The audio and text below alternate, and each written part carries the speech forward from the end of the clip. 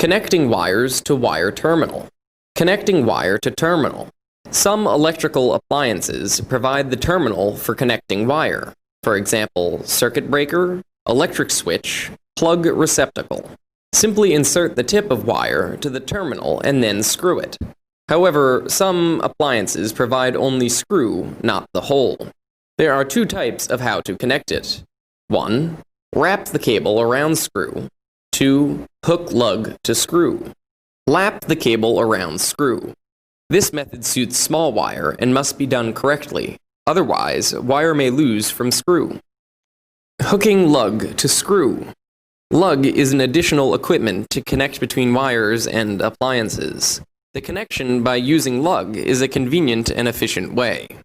There are different sizes and types of lug from small to large depending on wire size. To connect lug to wire, need a tool which is called crimping tools. How to connect lug to wire. 1. Insert wire to lug. Wire tip length should be about 0.5 centimeters. 2. Use crimping tool to squeeze lug as shown in figure. 3. If lug comes together with screw, loosen screw and insert wire and then screw it tight.